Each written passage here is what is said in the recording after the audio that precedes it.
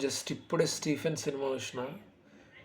ఈ film main concept ఏంటంటే ఒక 9 మందిని చంపి ప్లస్ వాళ్ళ మదర్‌ని, ఫాదర్‌ని చంపిన ఒక పర్సన్ అతనే వచ్చి పోలీస్ స్టేషన్‌లో లొంగిపోతాడు. అసలు వాళ్ళని ఎందుకు చంపిండు? దాని రీజన్ ఏంటిది? ఈ 9 మందిని అతను ఎందుకు చంపిండు? అనేది ఈ స్టోరీ అనమాట.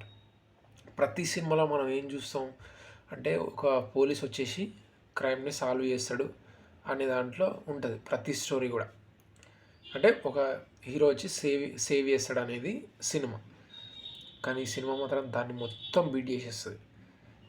అంటే ఇందులో హీరో, విలను, ఎవ్రీథింగ్ కూడా మెయిన్ క్యారెక్టర్ స్టీఫెన్ అనమాట. మీకు వన్స్ సినిమా చూస్తే అర్థమవుతుంది అసలు ఆ 9 మందిని ఎందుకు చంపిండు అండ్ దాని నుంచి వాడు ఎట్లా అసలు అంటే చెప్పాలంటే సినిమా చాలా complicated, very complicated film. And మీరు మాత్రం త్రూ అవుట్ అంటే స్టార్టింగ్ నుంచి ఎండ్ వరకు ఒక చిన్న భయం పట్టుకుంటుంది.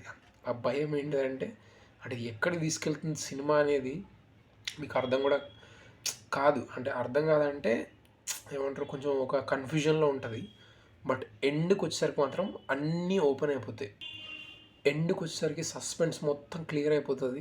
మళ్ళీ ఇంకో కొత్త సస్పెన్స్ స్టార్ట్ అవుతుంది. ఎందుకంటే ఇది కంటిన్యూషన్ అని ఉంది, పార్ట్ కూడా కంటిన్యూషన్గానే ఇచ్చిండు.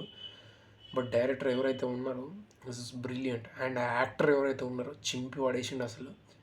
కొన్ని సీన్స్ అయితే అసలు ఓ మై గాడ్ ఏంది, ఒక భయం వేసేస్తుంది. అంటే నిజంగా ఇట్లా ఒక పర్సన్ ఉంటారా అన్న భయం అయితే మనకు పట్టుకుంటుంది లోపల. అంత అంత క్రూరల్గా ఉంటుంది. అంటే క్రూరల్గా అంటే నార్మల్ పర్సనే కానీ బిహేవియర్ అట్లా చేసినప్పుడు నిజంగా చాలా కష్టం. అంటే మనం తీసుకోలేము ఆ బిహేవియర్ని.